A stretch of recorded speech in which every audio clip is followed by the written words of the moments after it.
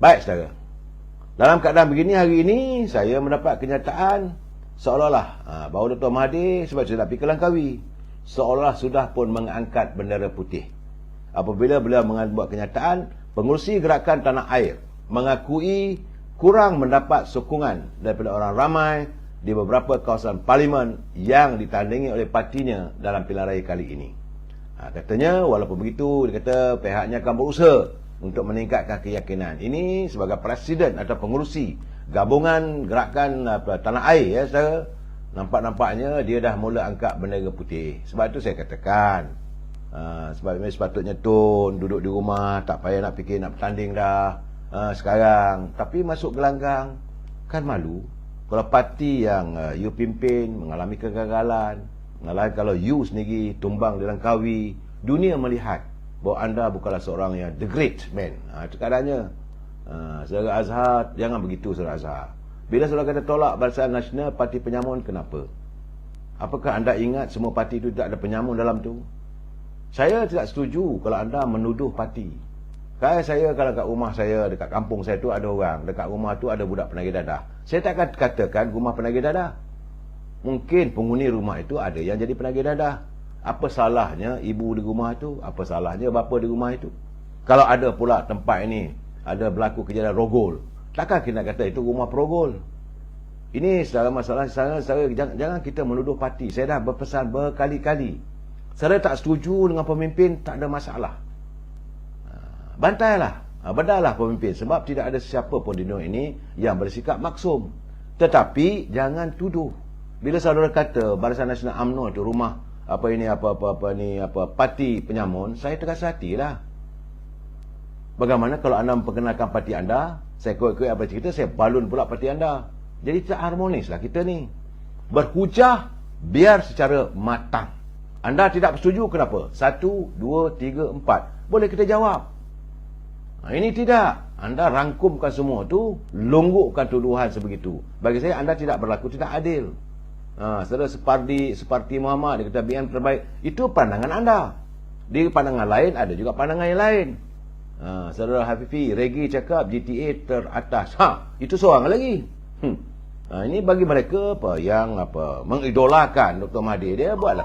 Sebab itu sekarang saya lihat saudara, banyak survey ataupun tinjauan dilakukan pelbagai media sosial. Sekejap mengatakan Perikatan Nasional paling tinggi. Betul, okeylah, saya tersenyum tengok. Kemudian ada mengatakan bahawa gabungan tanah air Dr. Mahathir, pun saya senyum. Kemudian mengatakan Pakatan Harapan paling tinggi. Saya tengok. Ada pula mengatakan UMNO Barisan Nasional paling tinggi. Saya kata, di mana rasionalnya? Di mana rasionalnya bila anda membuat kajian itu? Bagaimana? Perlu dijelaskan.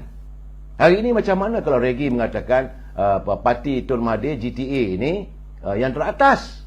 Bagi saya yang teratas untuk uyup lah. Kerana dia sendiri mengakui bahawa kurang mendapat sambutan di beberapa kawasan parlimen yang ditandingi. Itu jelas saudara. Jadi waktu wartawan bertemu dengan beliau, sewaktu beliau melakukan walkabout di Shah Alam katanya, ada wartawan tanya, macam mana Tun? Yalah, parti saya di GTA ni kurang mendapat sambutan. Dah mengaku pun. Jadi macam mana nak adakan ke atas? Ini saya memberi pandangan saya. Jadi begitu juga saudara. Saya tengok macam Parti Perikatan Nasional.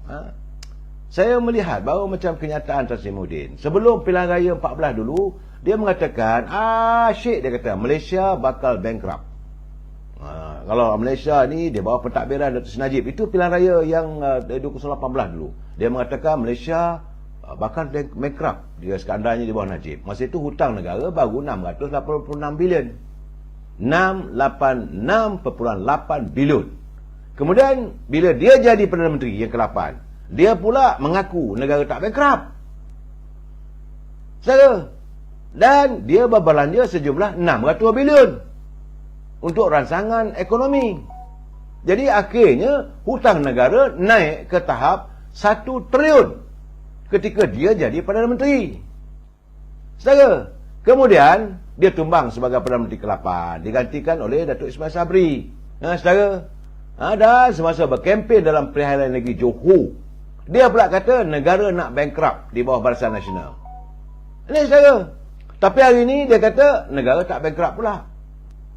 Cukup duit untuk memenuhi segala janji kosong bulan dan bintang, kerana dalam manifestonya ada duit. Kau kata sekejap bankrupt, sekejap tak bankrupt. Kemudian kau membuat manifesto yang molek-molek menggambarkan negara tidak bankrupt. Jadi apa hal ni? Bagaimana saya nak berpegang sebagai pemimpin? Sekejap orang lain pegang bankrupt, kamu pegang tak bankrupt. Ini gambaran saya lihat saudara, kenyataan-kenyataan yang dilontarkan oleh beliau.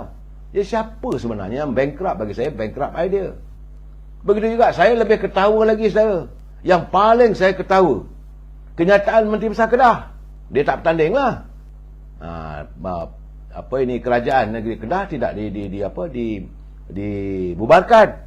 Tapi Parlimen bubarkan. Dia kata, ini menurut laporan media Sinar, Kedah akan meneruskan usaha untuk mendapatkan kebenaran mengekspor daun ketum ke Thailand. Saya geleng kepala, seorang menteri besar bercakap bahawa sekiranya Perikatan Nasional menang kali ini, maka dia akan mengusahakan supaya mendapat kebenaran mengekspor daun ketum ke Thailand. Ya Tuhan, melelonglah warga Kedah lepas ini, sebab akan digalakkan perusahaan menanam ketum. Saya pun tak faham lah diorang ni. Sebagai pemimpin, dia harus mencari idea yang baik. Sebelum tu dia mengatakan bahawa Kedah ni mempunyai simpanan dalam tanah tu 4 triliun, 5 triliun lagi hasil buminya.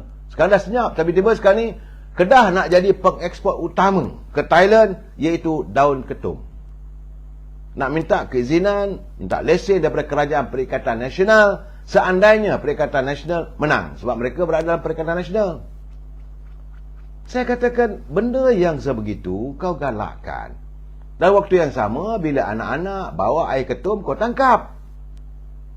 Di mana letaknya rasional mereka sebagai pemimpin? Di sini yang saya katakan, kadang-kadang cakap tak suka bikin. Cakap, kalau saya mencarut dia, orang marah pula. Sebab itu, saudara, saya bukan nak memuji. Anda lihatlah apa yang ditawarkan oleh Presiden UMNO 2 hari lepas. Pertama-tama sekali nak tawarkan supaya pertama-tama sekali anak-anak akan ke sekolah dengan tidak lagi membawa beg yang berat. Andainya UMNO Barisan Nasional mentadbir semula Putrajaya, maka kerajaan akan berusaha untuk membekalkan komputer tiap anak-anak yang di kalangan golongan B40. Anak-anak miskin ini tak perlu lagi memikirkan untuk mencari dana untuk membeli komputer, sebab akan disediakan oleh pihak kerajaan. This supposed to be done. Kedua, akan berusaha melakukan rangsangan ekonomi agar anak-anak muda mendapat pekerjaan yang lebih selesa. Itu intipatinya, saudara. Tak payah nak cerita bulan dan bintang lah. Tapi kalau nak cerita, kalau menang Perikatan Nasional, Kerajaan di Kedah akan minta lesen untuk berniaga ketum, hantar ekspor ke Thailand. Ya Tuhan, bantailah korang, saya kata. Sebagaimana yang saya katakan, saudara, saat ini saya melihat, saya rasa dah lama saya nak buat tapi tak dapat lagi. Saya nak memulakan dengan ulasan ataupun menyatakan tentang calon-calon yang bertanding, bagaimana kedudukannya. Kalau tak dapat malam ini, mungkin malam besok lah kalau waktu tak mengizinkan. Tetapi sebagaimana yang tular di media sosial, ini agak menarik untuk kita ketahui, iaitu trivia. Trivia calon-calon daripada kali ini, saudara. Pertama sekali, kerusi yang paling ramai calon. Kursi parlimen yang bertanding yang paling ramai calon adalah di Batu. Tak pernah berlaku dalam sejarah 10 orang bertanding untuk parlimen Batu. Ampang 9 penjuru, di Sepang 8 penjuru, dan di Sungai Buloh 7 penjuru. Itulah kursi yang paling ramai sekali calon-calon bertanding. Calon bebas dalam sejarah kali ini, saudara, bertanding seramai 108 orang.